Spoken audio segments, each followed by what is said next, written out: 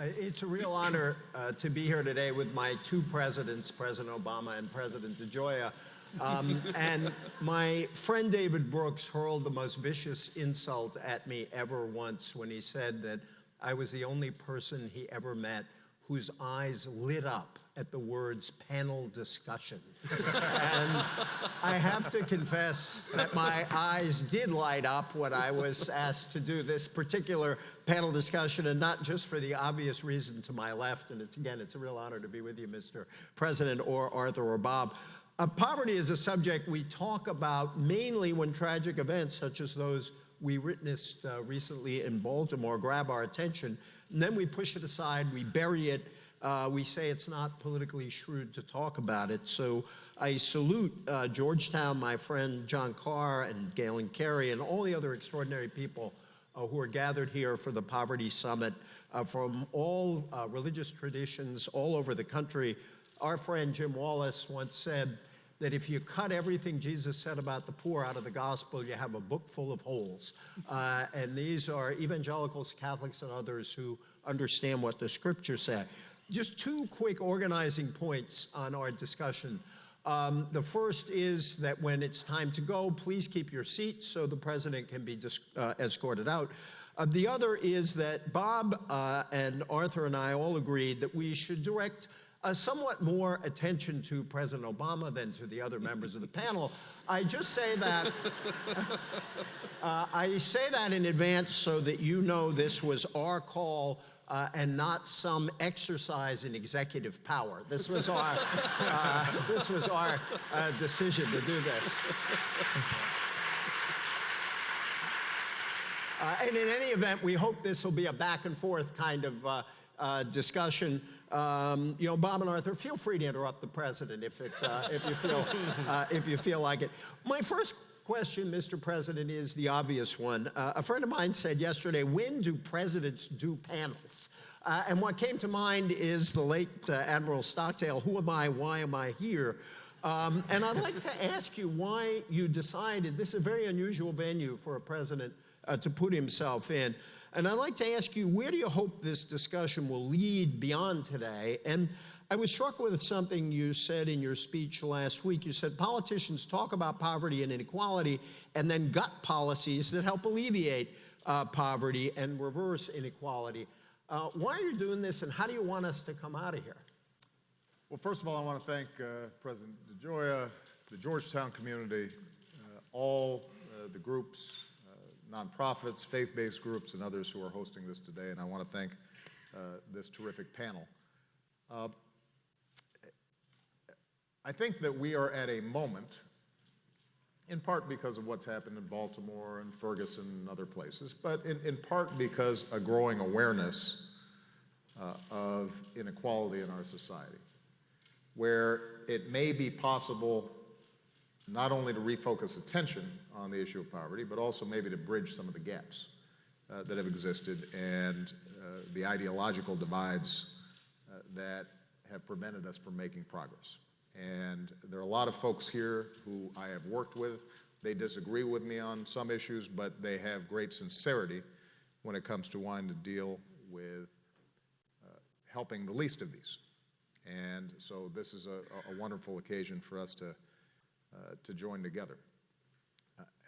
Part of the reason I thought this venue would be useful, and I wanted to have a dialogue with Bob and Arthur, is that we have been stuck, I think, for a long time in a debate that creates a couple of straw men, right? The stereotype is that you've got folks on the left who just want to pour more money into social programs and don't care anything about culture or parenting or family structures, and that's, you know, one stereotype. And then you've got cold-hearted, free market capitalist types who, you know, are reading Ayn Rand and you know, think everybody's moochers, and that's and I think the truth is more complicated. I think that there are those on the conservative spectrum who deeply care about the least of these, deeply care about the poor, exhibit that through their churches, through community groups, through philanthropic efforts, but are suspicious of what government can do. And then there are those on the left who I think are in the trenches every day and see how important parenting is and how important family structures are and the connective tissue that holds communities together, and recognize that that contributes to poverty when those structures fray, but also believe that government and resources can make a difference in creating an environment in which young people can succeed despite great odds. And it seems to me that if, coming out of this conversation, we can have a both-and conversation rather than either-or conversation, then we'll be making some progress. And the last point I guess I want to make is I also want to emphasize we can do something about these issues. I think it is a mistake for us to suggest that somehow every effort we make has failed and we are powerless to address poverty. That's just not true. First of all, just in absolute terms, the poverty rate, when you take into account tax and transfer programs, has been reduced about 40% since 1967. Now, that does not lessen our concern about communities where poverty remains chronic. It does suggest, though, that we have been able to lessen poverty when we decide we want to do something about it. In every low-income community around the country, there are programs that work to provide ladders of opportunity to young people. We just haven't figured out how to scale them up. And so, one of the things I'm always concerned about is cynicism. My chief of staff, Dennis McDonough, we take walks around the South Lawn, usually when the weather's good. And a lot of it is policy talk. Sometimes it's just talk about values. And one of our favorite sayings is, our job is to guard against cynicism, particularly in this town.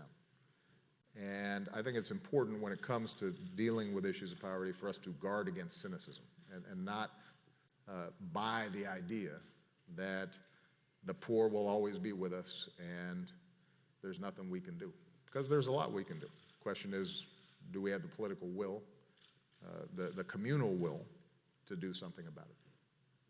Thank you, Mr. President. I feel as a journalist, maybe I'm the one representative of cynicism up here, so I'll try to do my job. I want to go through the panel and then come back to you, Mr. President. I want to invite Bob, and I'm going to encourage us to reach for solutions. But before we get there, I think it's important to say that your book, Bob, your book, Our Kids, is above all a moral call on the country to think about all the kids in the country who've been left out as our kids in some deep way.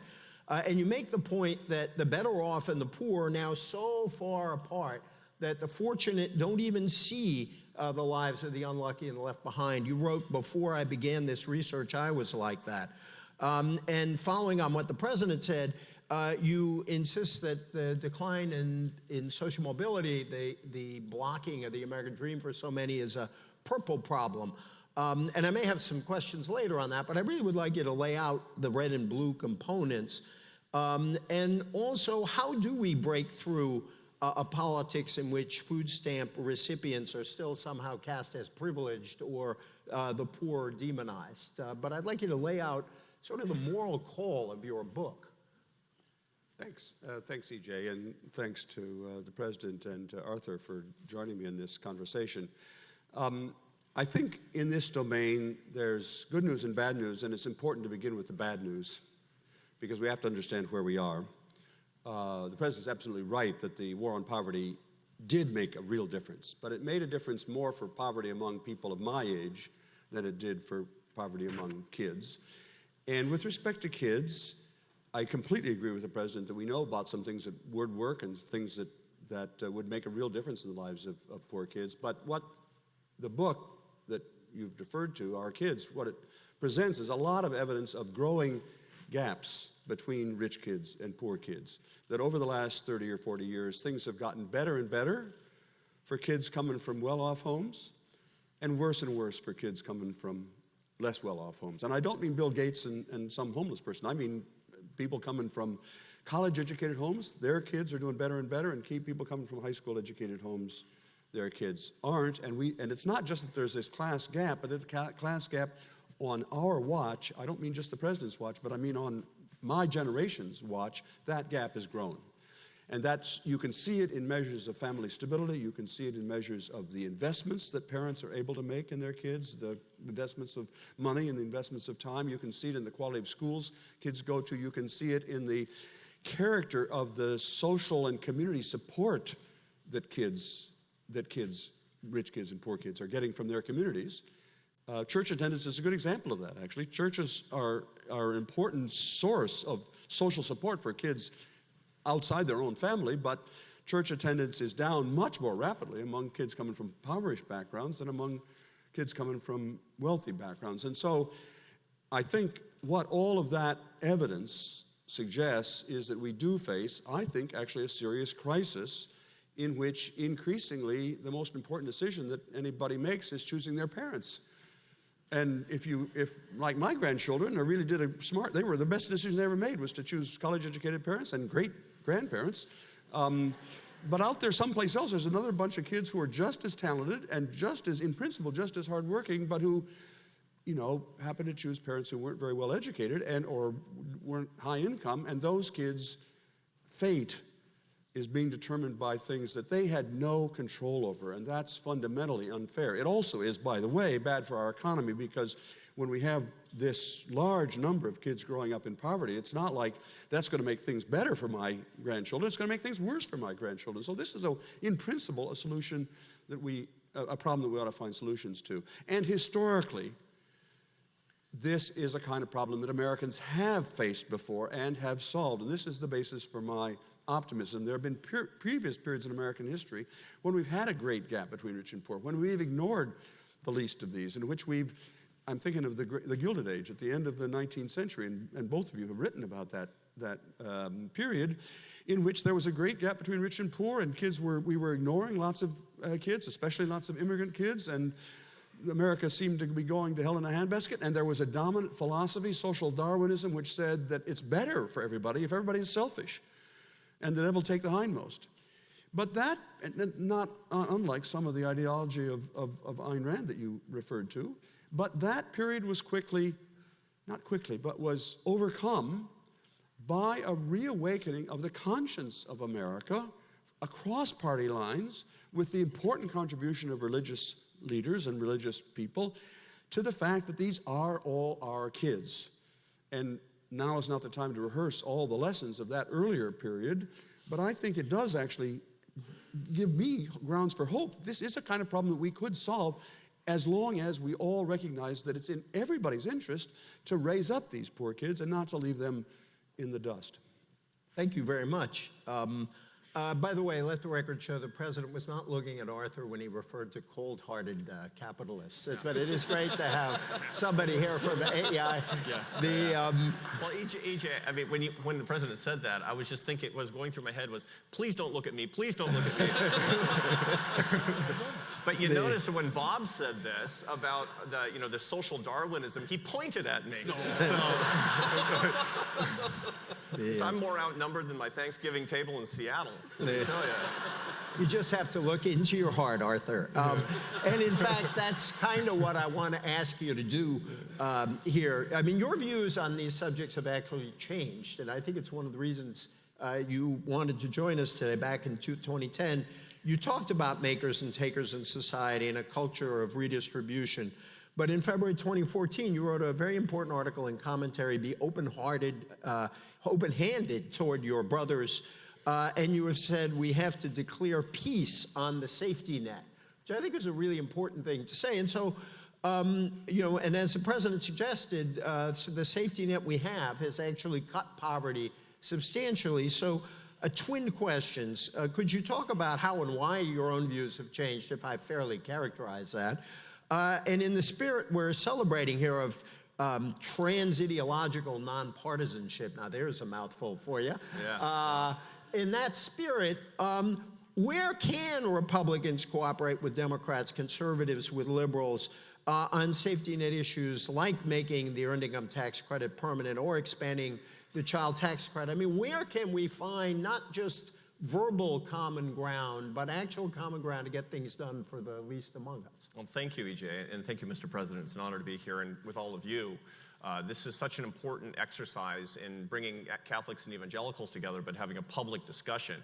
One of the main things that I do as president of AEI is to talk publicly about issues and start a conversation with my colleagues in a way that I hope can stimulate the conversation and spread it around the country. When at the American Enterprise Institute, where we have a long-standing history of work on the nature of American capitalism, when we're focusing very deeply on poverty, it sends a signal to a lot of people that are deeply involved in the free enterprise movement. My colleague Robert Doar is here. He came to AEI because poverty is the most important thing to him.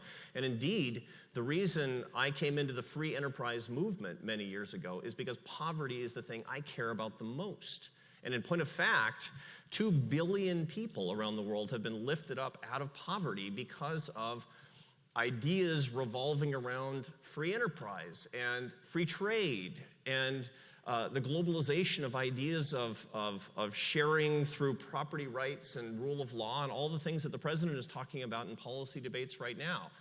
That's why I'm in this particular movement, but we've gotten into a partisan moment where we substitute a moral consensus about how we serve the least of these, our brothers and sisters, where we pretend that moral consensus is impossible, and we blow up policy differences until they become a holy war. That's got to stop because it's completely unnecessary. Now, you brought... And we can stop that, absolutely, with a couple of key principles. So how are we on the center right talking about poverty in the most effective way? Number one is with a conceptual matter. We have a grave tendency on both the left and the right to talk about poor people as the other.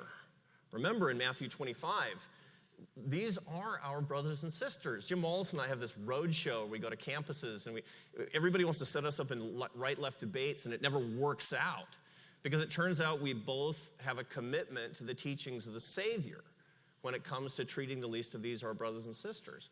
When you talk about people as your brothers and sisters, you don't talk about them as liabilities to manage.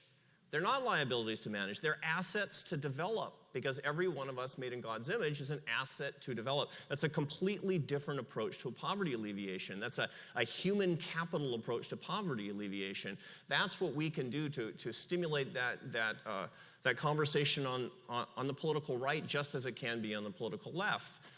One concept that rides along with that is to point out, and this is what I do to many of my friends on Capitol Hill, I remind them that just because people are on public assistance doesn't mean they want to be on public assistance. And that's the difference between people who factually are making a living and who are accepting public assistance. It's an important matter to remember about the motivations of people and humanizing them. And then the question is, how can we come together?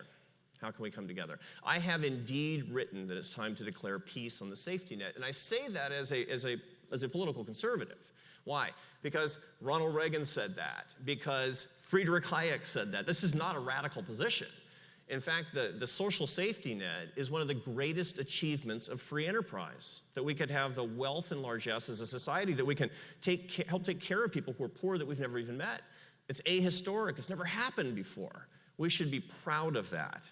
But then when I talk to conservative policymakers, I say, how should you distinguish yourself from the traditional positions in a marketplace of ideas from progressives? You should also talk about the fact that the safety net should be limited to people who are truly indigent, as opposed to being spread around in a way that metastasizes into middle-class entitlements and imperils our economy. And the third part is that help should always come with the dignifying power of work to the extent that we can. Then we can have, with these three ideas, declaring peace on the safety net, safety net only for the indigent, and always with work, then we can have an interesting moral consensus and policy competition of ideas and maybe make some progress. Thank you. In fact, I'm hoping people will challenge each other about what that actually means in terms of policy, and I want to invite the President to do that. I'm tempted, Mr. President, to ask you to sort of go in a couple of directions at once.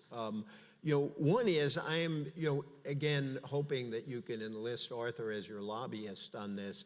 One kind of question I want to ask is if John Boehner and Mitch McConnell were watching this and suddenly had a conversion, and there are a lot of religious people in the audience, I so assure you miracles. they're not watching this. It's hypothetically. Well, it's a religious audience. They believe in miracles. So if they said we are so persuaded that it's time we do something about the poor, Mr. President, tell us a few things that we'll actually pass. We'll do this. When you think about, we could talk kind of abstractly about, the family on the side and what government can do. What do you think would actually make a difference? So that's one kind of question I'm tempted to ask, and maybe you could put that into context of Bob's mention of the Gilded Age, because as you know, I was much taken by that Osawatomie speech. I even learned how to pronounce Osawatomie thanks to you back in 2020. Help me. Anyway, a couple of years ago. A couple of years ago, 2011. And it really did put this conversation in context where we do seem in certain ways to be having the problems we had back then. So what would you tell Congress? Please help me on this. And how do we sort of move out of this Gilded Age feeling kind of period? Well, let me tease out a couple of things that both Bob and Arthur said, and maybe some of these will be challenging to a couple of them. They may want to respond. But let me talk about big picture, and then we can talk about specifics. First of all, I think we can all stipulate that the best anti-poverty program is a job, which confers not just income, but structure and dignity and a sense of connection to community, which means we have to spend time thinking about the macroeconomy, the broader economy as a whole. Now, what has happened is that since, let's say, 1973, over the last 40 years, the share of income going to the bottom 90% has shrunk from about 65% down to about 53%. It's a big shift. It's a big transfer. And so we can't have a conversation about poverty without talking about what's happened to the middle class and the ladders of opportunity into the middle class.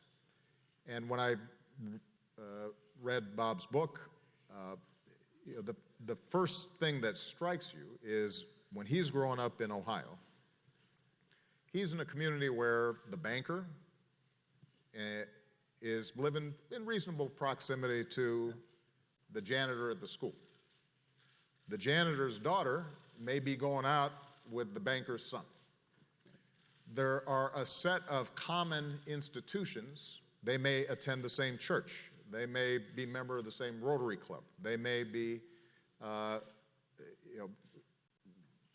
active at the same parks and all the things that stitch them together, and that is all contributing to social mobility and to a sense of possibility and opportunity for all kids in that community. Exactly. Right? Now, part of what's happened is that, and this is where Arthur and I would probably have some disagreements, we don't dispute that the free market is the greatest producer of wealth in history. It has lifted billions of people out of poverty.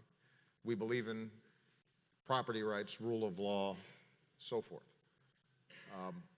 But there has always been trends in the market in which concentrations of wealth can lead to some being left behind. And what's happened in our economy is that those who are doing better and better, more skilled, more educated, luckier, having greater advantages, are withdrawing from sort of the commons kids start going to private schools. Kids start working out at private clubs instead of the public parks. An anti-government ideology then disinvests from those common goods and those things that draw us together. And that, in part, contributes to the fact that there's less opportunity for our kids, all of our kids. Now, that's not inevitable. A free market is perfectly compatible with also us making investment in good public schools, public universities, investments in public parks, investments in a whole bunch of public infrastructure that grows our economy and spreads it around. But that's in part what's been under attack for the last 30 years. And so in some ways, rather than soften the edges of the market, we've turbocharged it. And we have not been willing, I think, to make some of those common investments so that everybody can play a part in getting opportunity. Now, one other thing I've got to say about this is that even back in Bob's day, that was also happening. It's just it was happening to black people. And so in some ways, part of what's changed is that those biases or those restrictions on who had access to resources that allowed them to climb out of poverty, who had access to the firefighter's job, who had access to the assembly line job, the blue-collar job that paid well enough to be in the middle class and then got you to the suburbs, and then the next generation was suddenly office workers. All those things were foreclosed to a big chunk of the minority population in this country for decades. And that accumulated and built up. And over time, people with less and less resources, more and more strains, because it's hard being poor. People don't like being poor, and it's time-consuming, it's stressful, it's hard. And so over time, families frayed, men who could not get jobs left, mothers who are single are not able to read as much to their kids. So all that was happening 40 years ago to African Americans. And now what we're seeing is that those same trends have accelerated and they're spreading to the broader community. But the pattern that, Bob, you're recording in some of your stories is no different than what William Julius Wilson was talking about when he talked about the truly disadvantaged. So I say all this, and I know that was not an answer to your question.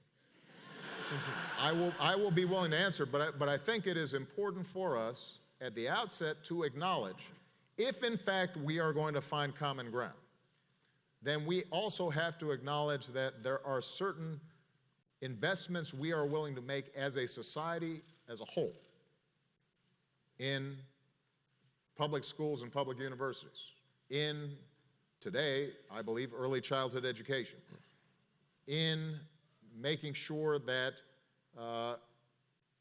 that economic opportunity is available in communities that are isolated, and that somebody can get a job, and that there's actually a train that takes folks to where the jobs are.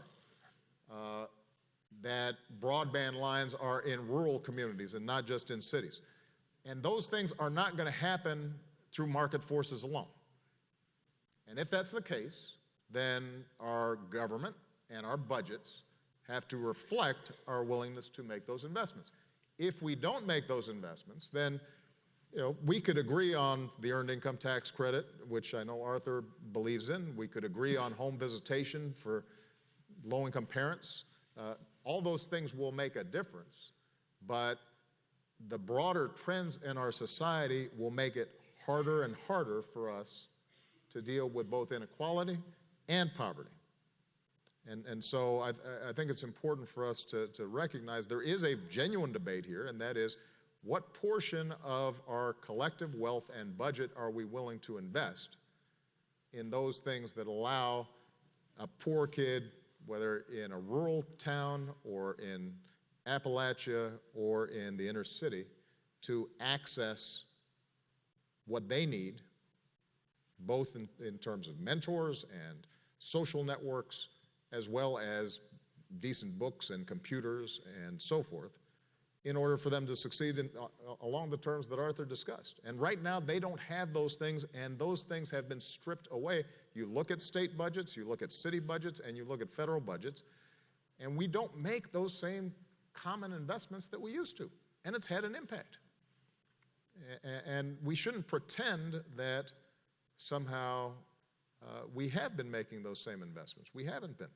And there's been a very specific ideological push not to make those investments. That's where the argument comes in. And if I could follow up, which gets to the underlying problem where we talk piously sometimes about let's tear down these ideological red-blue barriers, yet when push comes to shove, these things get rejected. How do you change the politics of that? I mean, that, you know, as you said, that Mitch McConnell and John Boehner were unlikely to be watching us. That actually has a kind of political significance, not to this event, but in general. I was suggesting they're busy right now. They've got votes. And no, but I think you were saying something else. You know, how do you tear down those barriers? Because you laid out a fairly robust agenda there, and I want to, forgive me, Arthur and Bob, but I'm curious, how do you get from here to there? Well, part of what happened in our politics, and part of what shifted from when Bob was young and he was seeing a genuine community. There were still class divisions in your small town.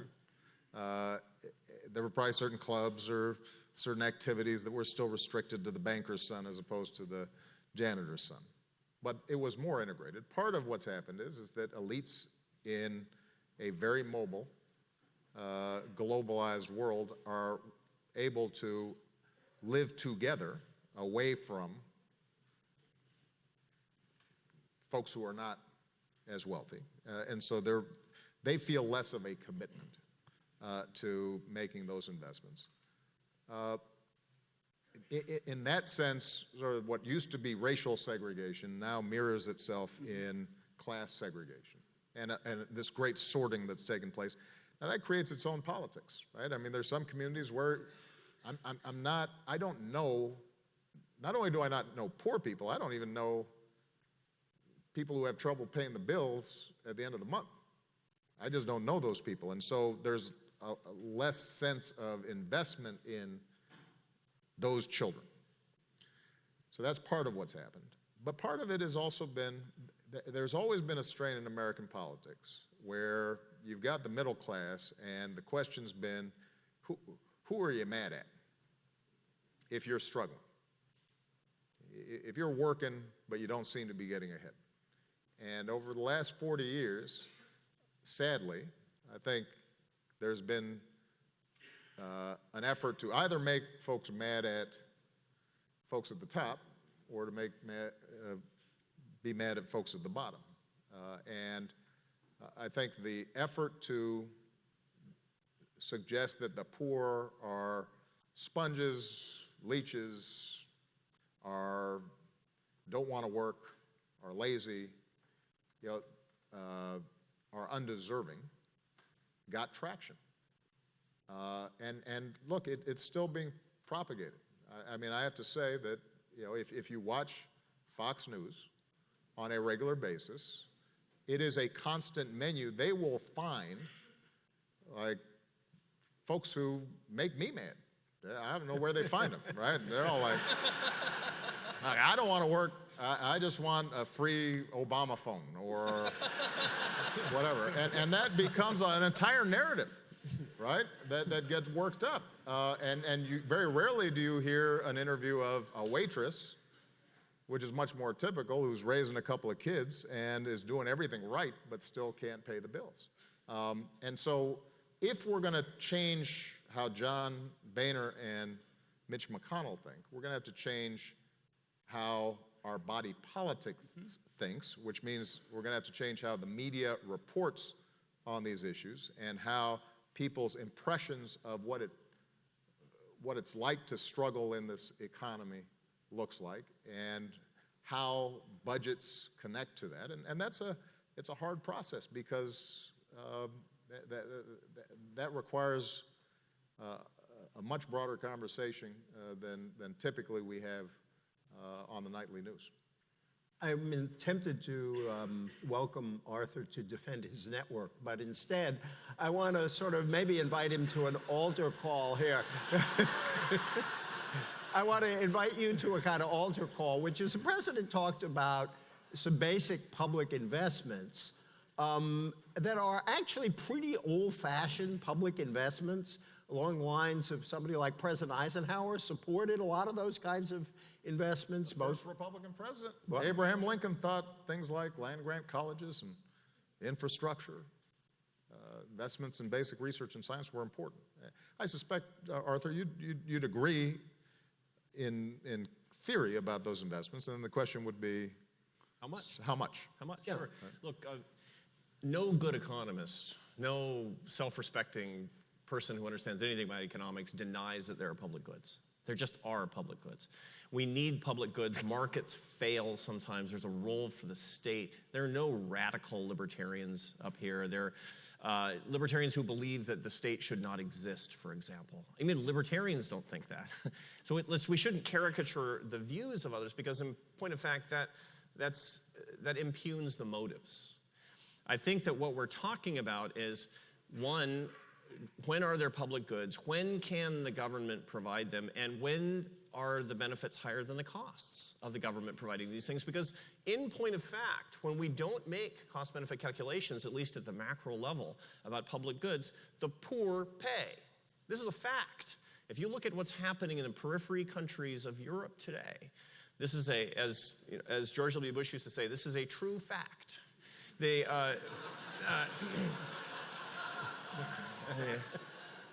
It's more emphasis. There's nothing wrong. If you don't pay attention to the macroeconomy and the fiscal stability, you will become insolvent. And if you become insolvent, you will have austerity. And if you have austerity, the poor always pay. Jim Wallace taught me this. The poor always pay when there's austerity. The rich never pay.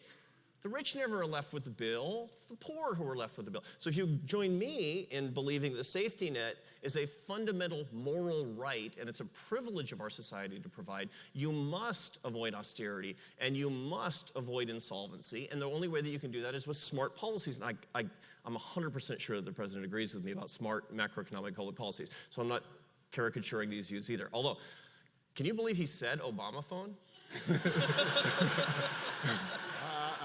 And he's against the Obama phone, so let's stipulate to that. That's right. Yeah. Just only because they took away his phone. Now, since we believe that there should be public goods, then we're really talking about the system that provides them and provides them efficiently. The president talked about the changing structure of the income distribution, and it's unambiguously true. What I would urge us to regret is this notion that it's not a shift but a transfer. Okay, now, it's not a transfer. Since the 1970s, it's not that the rich have gotten richer because the poor have gotten poorer. The poor are not having their money taken away and given to the rich. The rich have gotten richer faster than the poor have moved up, and we might be concerned with that because that also reflects on opportunity.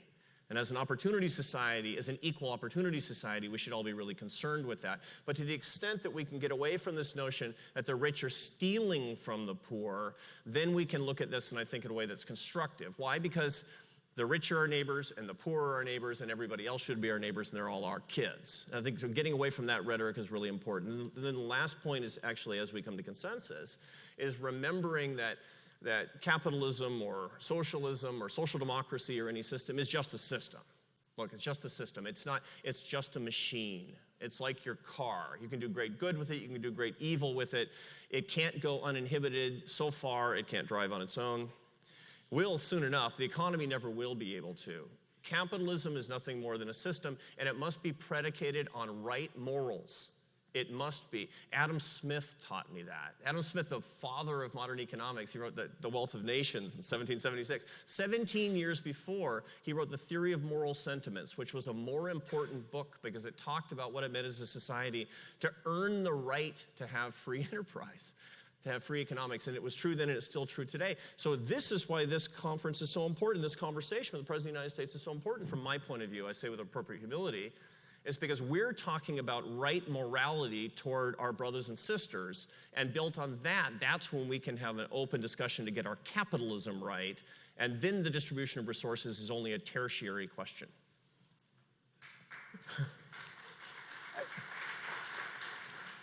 I still want to know how much infrastructure you're actually willing to vote for, but I'll take it.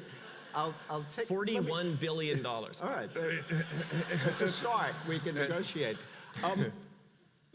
This is in a way for both the president and Bob, because in this conversation about poverty, there's kind of consensus on this stage that yes, you need to care about family structure, it really matters, but if you don't worry about the economy, you're not sort of thinking about why the battering rams against the family.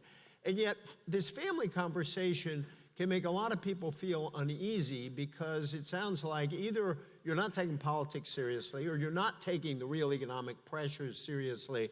And I just want to share two things with the president and Bob and have you respond. One, as you can imagine, I asked a lot of smart people what they would ask about if they were in my position. And one very smart economist said, look, what we know is when we have really tight labor markets, unemployment down below, down to 4 or even lower, Kennedy Johnson years, World War II, at the end of the Clinton years, all kinds of good things start happening to poor people. So maybe this person said, even though he says, yes, family structure matters, let's stop with the moral lectures and just run a really tight economic policy, and we could have some really good things happen to us. And then the other thing I wanted to share, and I'm being pointed here, Mr. President, because you know, and I've heard you talk about this, but not that often publicly, which is, I've heard you in those sessions you do with opinion reporters. Ta-Nehisi Coates wrote something back in 2013 about your talk about what needs to happen inside the African American community. And I know you remember this, taking full measure of the Obama presidency thus far, it is hard to avoid the conclusion that this White House has one way of addressing the social ills that afflict black people, and particularly black youth, and another way of addressing everyone else. I would have a hard time imagining the president telling the women of Barnard that, quotes, there's no longer room for any excuses, as though they were in the business of making them. I'd love you to address sort of the particular question about, maybe it is primarily about economics because we can't do much about the other things through government policy, and also answer Ta-Nehisi's critique, because I know you hear that a lot. Let Bob dive in, then. Well, I'm going to try to respond to that, and of course I want to hear what the president has to say about that, but I wanted to just comment briefly on that earlier conversation about, first of all, about public goods. I agree very much with the president's framing of this issue, that is that we've disinvested in collective assets, collective goods that would benefit everybody, but are more important for poor people because they can't do it on their own. I want to just give one example of that that's very vivid. And this is a case where we've clearly shot ourselves in the foot. For most of the 20th century, all Americans of all walks of life thought that part of getting a good education was getting soft skills, not just reading, writing, arithmetic, but cooperation and teamwork and so on. And part of that was that everybody in the country got free access to extracurricular activities, band and football and music and so on. But beginning about 20 years ago, the view developed, which is really, really deeply evil, that's just a frill. And so we disinvested, and we said, if you want to take part in football here, or you want to take part in music, you've got to pay for it. And of course, what that means is that poor people can't pay for it. It's a big deal. $1,600 on average for 2 kids in a family. Well, $1,600 to play football, or play in the band or French club or whatever. It's not a big deal if your income is $200,000, but if your income is $16,000, who in their right mind is going to be paying 10% of their family income? So it seems to me that that's a case where the allegation that the benefits of learning teamwork and hard skills and grit were only on the individual, but that wasn't true. The whole country was benefiting from the fact that we had a very broad-based set of skills that people had. So I'm trying to emphasize this, how deep runs this antipathy in some quarters for the notion that these are all our kids and therefore we got to invest in all of them. But I also want to then come back, if I can, to I think the thing we maybe haven't spent enough time here, and that is this is a purple problem. There are those of us who, on the left, can see most clearly the economic sources of this problem and want to do something about it. But then there are people on the conservative side, especially religious people, who use a different lens, and they can see most clearly the effects of family disruption among poor families of all races on the prospects of kids. And in the stories of the kids that we gathered across America, I want to return a little bit, not just to the abstract discussion of poverty, but to real kids. Mary Sue in Port Clinton doesn't have anything like the same opportunities as my granddaughter, but part of that is because Mary Sue's parents behaved in very irresponsible ways. We interviewed a kid from, a young woman from Duluth who is now on drugs. How did she get on drugs? Because her dad was addicted to meth and wanted to get high, but didn't want to get high alone, so her dad taught, Molly is her name, how to how to do meth. I don't even know how you do meth myself. I have to check with him. So, and it's systematically, the fact is we all know this, that it's, I'm not making an attack on single moms who are often doing terrific jobs in the face of lots of obstacles, but I am saying it's harder to do that, and therefore we need to think, all of us, including those of us, and I know the President agrees with me about this, even those of us on the more progressive side, have to think, how did we get into a state in which 2/3 of American kids coming from what we used to call the working class have only a single parent, and what can we do to fix that? I'm not sure this is government's role, but I do think that if we're concerned about poverty, we also, all of us, have to think about this purple side of the problem. I mean, this family side of the problem, and we shouldn't. Those of us on, I'm now speaking to my side of the choir. We shouldn't just assume that anybody who talks about family stability is somehow saying that the economics don't matter. Of course the economics matter. It's both and, it's not either or. Mr. President? Well, a couple of things I would say. First of all, just going back to something Arthur said earlier about how we characterize the wealthy and did they take this extra wealth from the poor, the middle class. These are broad economic trends, turbocharged by technology and globalization, a winner-take-all economy that allows those with even slightly better skills to massively expand their reach and their markets, and they make more money, and it gets more concentrated, and that then reinforces itself. But there are values and decisions that have aided and abetted that process. So, for example, in the era that Bob was talking about, if you had a company in that town, that company had a whole bunch of social restraints on it because the CEO felt it was a member of that community, and the sense of obligation about paying a certain wage or contributing to the local high school or what have you was real. And today, the average Fortune 500 company, some are great corporate citizens, some are great employers, but they don't have to be, and that's certainly not how they're judged. And that may account for the fact that where a previous CEO of a company might have made 50 times the average wage of the worker, they might now make 1,000 times or 2,000 times. And that's now accepted practice inside the corporate boardroom.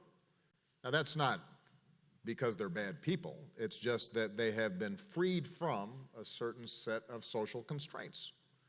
And those values have changed. And sometimes tax policy has encouraged that.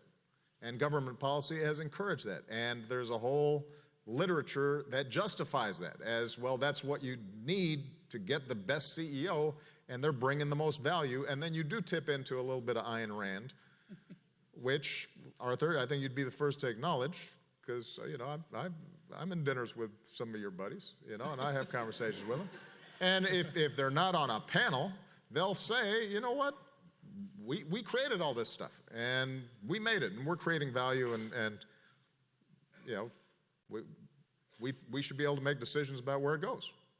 So there's less commitment to those public goods, even though a good economist who's read Adam Smith's moral sentiments would acknowledge that actually we're underinvesting, or at least we have to have a certain investment. So that's point number one.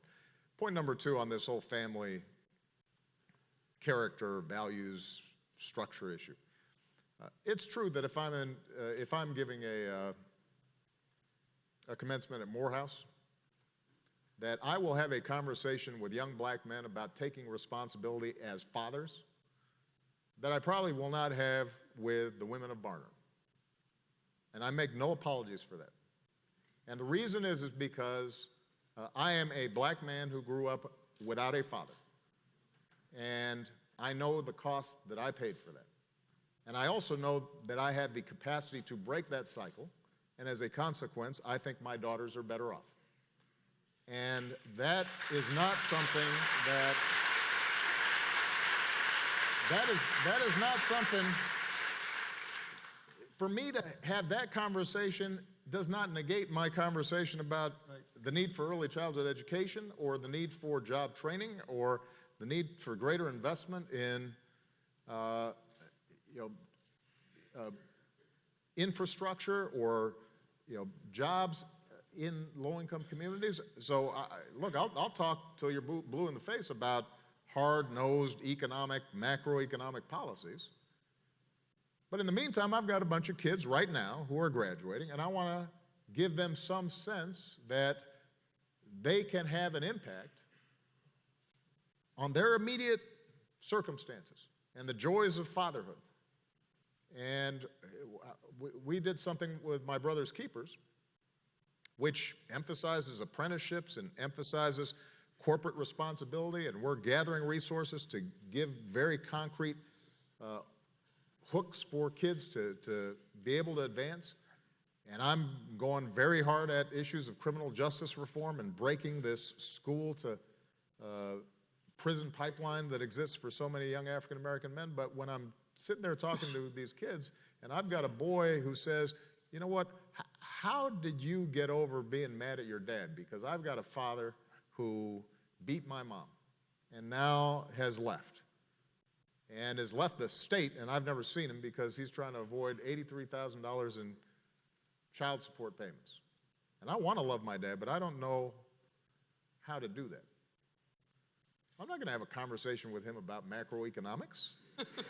I'm going to have a conversation with him about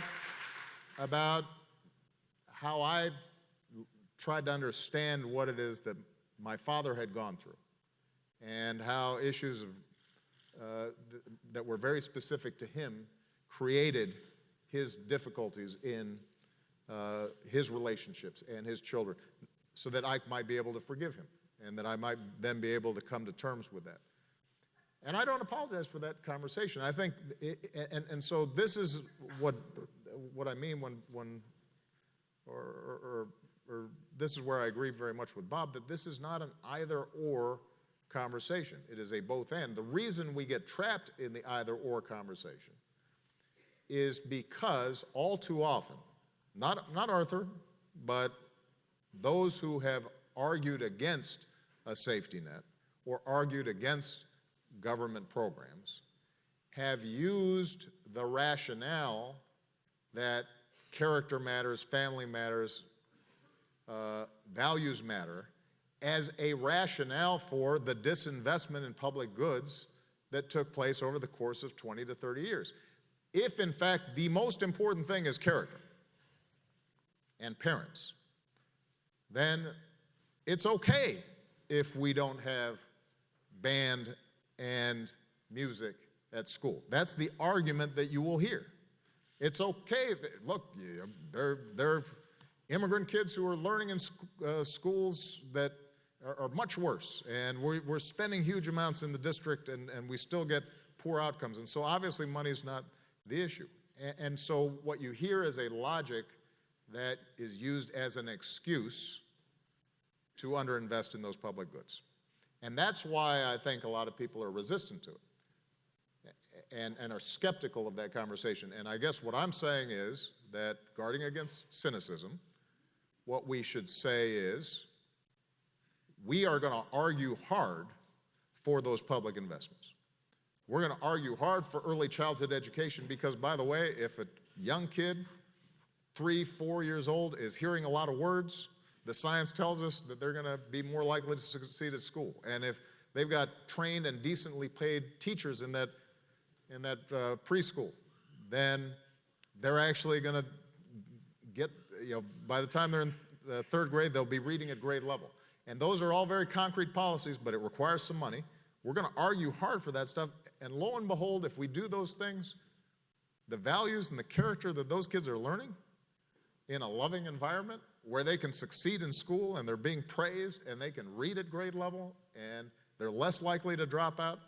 And it turns out that when they're succeeding at school and they've got resources, they're less likely to get pregnant as teens and less likely to engage in drugs and less likely to be involved in the criminal justice system. That is a reinforcement of the values and characters that we want. And that's where we as a society have the capacity to make a real difference. But it will cost us some money. It will cost us some money. It's not free. You look at a state like California that used to have by far the best public higher education system in the world, and there's a direct correlation between Proposition 13 and the slow disinvestment in the public university system so that it became very, very expensive. And kids got priced out of the market. Or they started taking on a whole bunch of debt. Now that was a public policy choice based on folks not wanting to pay property taxes. And that's true in cities and counties and states all across the country. And that's really a big part of our political argument. So I am all for values, I am all for character, but I also know that that character and that values, the values that our kids have that allow them to succeed in delayed gratification and discipline and hard work, that all those things in part are shaped by what they see really early on. And some of those kids right now, because of no fault of those kids and because of history and some tough going generationally, some of those kids, they're not going to get help at home. They're not going to get enough help at home. And the question then becomes, are we committed to helping them instead? That's right. Mr. President, I want to follow up on that and then invite Arthur and Bob to reply. Arthur, you clearly got a plenary indulgence in this session on all kinds of positions. A lot of us, I think, feel that we made bargains with our friends on the conservative side, that I agree with the idea that you've got to care about what happens in the family if you're going to care about social justice, and you got to care about social justice if you care about the family. Yet, when people like you start talking like this, there doesn't seem to be much give back on, okay, we agree on these values, where's the investment in these kids? Similarly, when welfare reform was passed back in the 90s, there were a lot of people who said, okay, we're not going to hear about welfare cheats anymore because all these people are going to have to work. And yet, we get the same thing back again. It's as if the work requirement was never put in the welfare bill. How do we change this conversation so that it becomes an actual bargain where the other half of the agenda that you talked about gets recognized and that we do something about it? I'll ask Arthur for some advice on this because, look, the devil's in the details. I think if you talk to any of my Republican friends, they will say, number one, they care about the poor, and I believe them. Number two, they'll say that there are some public goods that have to be made, and I'll believe them. But when it comes to actually establishing budgets, making choices, prioritizing, that's when it starts breaking down. And, I actually think that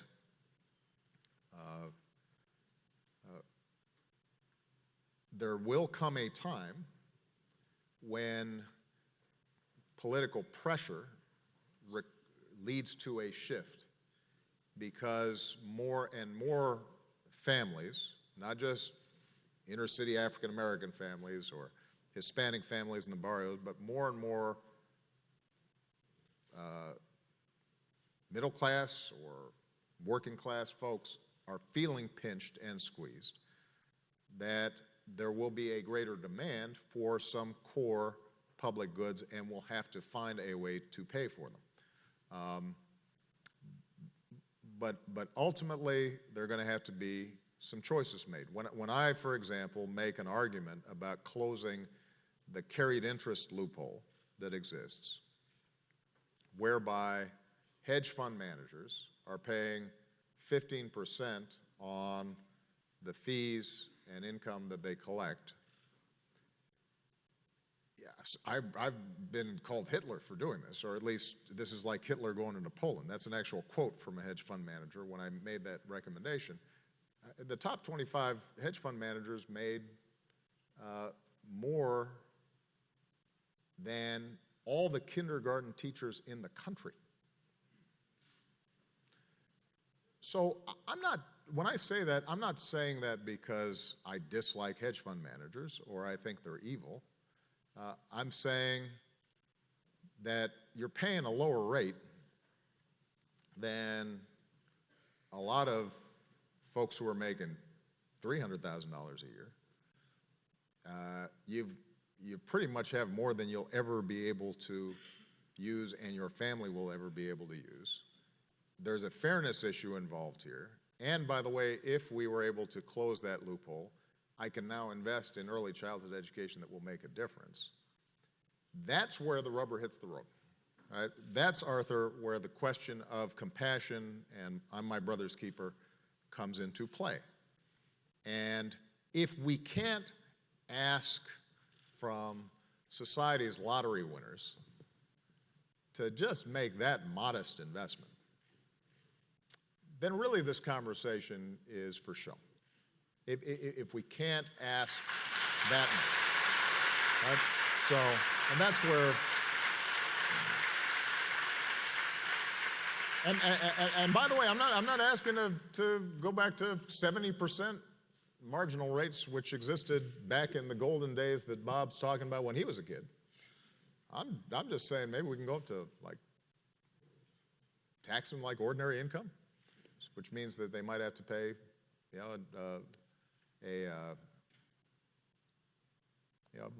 a true rate of around 23-25%, which by historical standards, post-war era, would still be really low.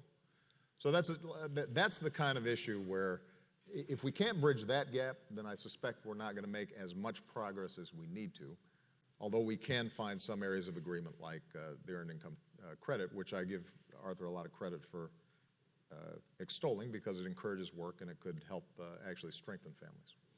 So Arthur, raise capital gains taxes for us here. Yeah, sure. Sure. Fine. These are show issues. Corporate jets are show issues. Carried interest is a show issue. The real issue, middle class entitlements. 70% of the federal budget. That's where the real money is. And the truth of the matter is, until we can take that on, if we want to make progress, if the left and right want to make progress politically as they put together budgets, they're going to have to make progress on that. Now, if we want to increase taxes on carried interest, I mean, that's fine for me. Not that I can speak for everybody, certainly not everybody on the Republican side. And by the way, Mitch McConnell and John Boehner are watching, at least indirectly, and they're paying attention to this, 100% sure, because they care a lot about this.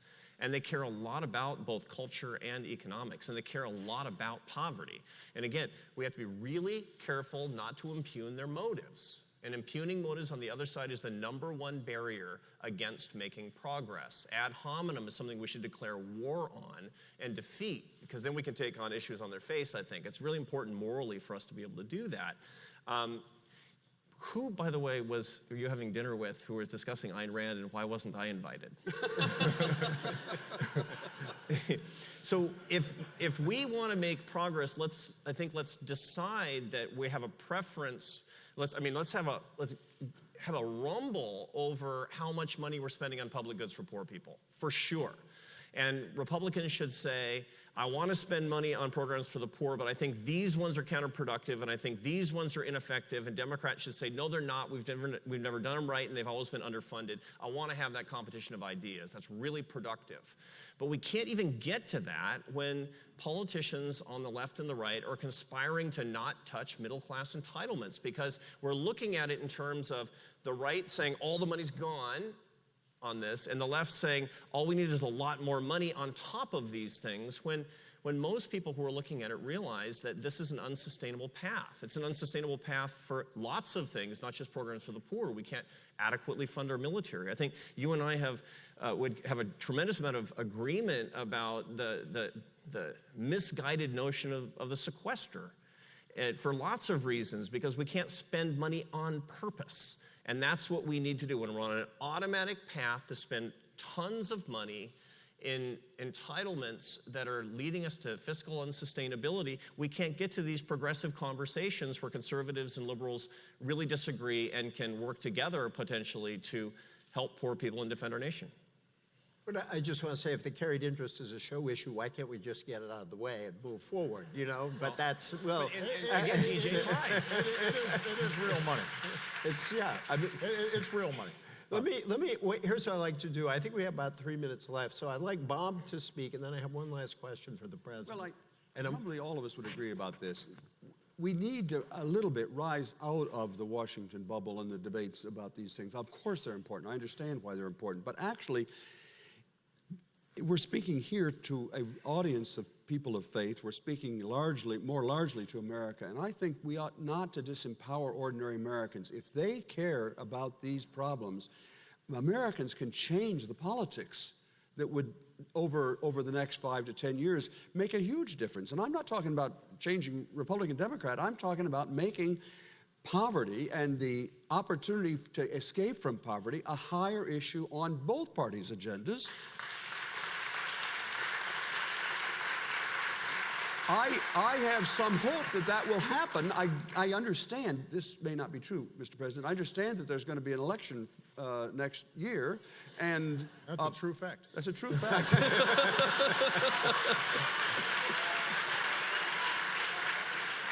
And I think American voters should insist that the highest domestic priority issue is this issue of the opportunity gap, the fact we're talking about. This is not a third-order issue. It's a really important issue. And ask candidates, what are you going to do about it? And then just use your own common sense. Is that the right way to go forward?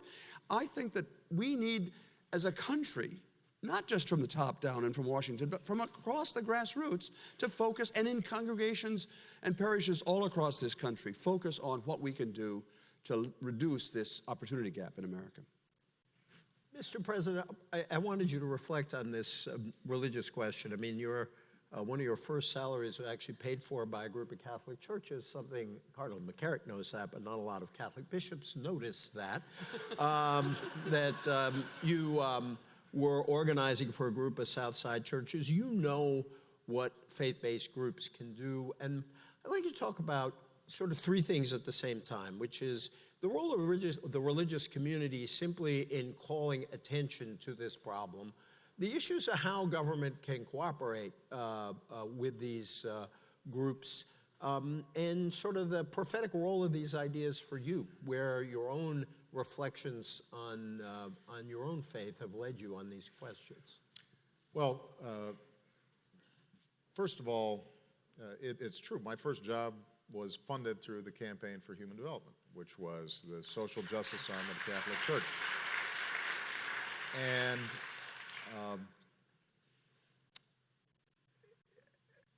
I think that faith-based groups across the country and around the world understand the centrality and the importance of this issue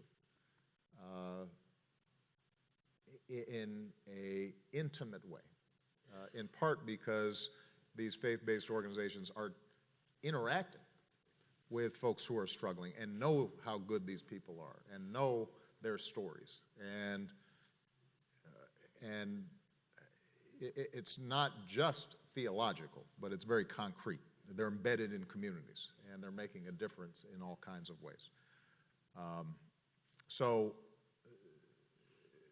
I think that what our administration has done is really a continuation of work that had been done previously by the Bush administration, the Clinton administration. We've got our Office of Faith-Based organizations that are working on an ongoing basis around a whole host of these issues. My Brother's Keepers reaching out to churches and synagogues and mosques and other faith-based groups consistently to try to figure out how do we reach young boys and young men in a serious way. But the one thing I guess I want to say, EJ, is that when I think about my own Christian faith and my obligations, it is important for me to do what I can myself individually, mentoring young people or making charitable donations or in some ways impacting whatever circles of influence I have. But I also think it's important to have a voice in the larger debate. And I think it would be powerful for our faith-based organizations to speak out on this in a more forceful fashion. This may sound self-interested because there have been, these are areas where I agree with the evangelical community and faith-based groups, and then there are issues where we have had disagreements around reproductive issues or same-sex marriage or what have you. And so maybe it appears advantageous for me to want to focus on these issues of poverty and not as much on these other issues. But I want to insist, first of all, I will not be part of the election next year. So this is more just a broader reflection as somebody who's worked with churches and worked in communities. There is great caring and great concern, but when it comes to what are you really going to the mat for? Like what's the defining issue? When you're talking to in your congregations, what's the thing that is really going to capture the essence of who we are as Christians or as Catholics or what have you? That this is oftentimes viewed as a nice to have relative to an issue like abortion. That's not across the board, but there sometimes has been that view, and certainly that's how it's perceived in our political circles. And I think that there's more power to be had there, a more transformative voice that's available around these issues that can move and touch people. Because the one thing I know is that here's an area where, again, Arthur and I agree. I think fundamentally people want to do the right thing. I think people don't set out wanting to be selfish. I think people would like to see a society in which everybody has opportunity. I think that's true up and down the line, across the board. But they feel as if it's not possible. And there's noise out there, and there's arguments, and there's contention. And so people withdraw, and they restrict themselves to what can I do in my church or what can I do in my community, and that's important. But our faith-based groups, I think, have the capacity to frame this, and nobody's shown that better than Pope Francis, who I think has been transformative just through the sincerity and insistence that he's had that this is vital to who we are. This is vital to following what Jesus Christ, our Savior, talked about. And that emphasis, I think, is why he's had such incredible appeal, including to young people all around the world. And I hope that that is a message that that everybody receives when he comes to visit here. I can't wait to host him, because I think it will help to spark an even broader conversation of the sort that we're having today. All events are better with a reference to Pope Francis. Thank you so much, Mr. President.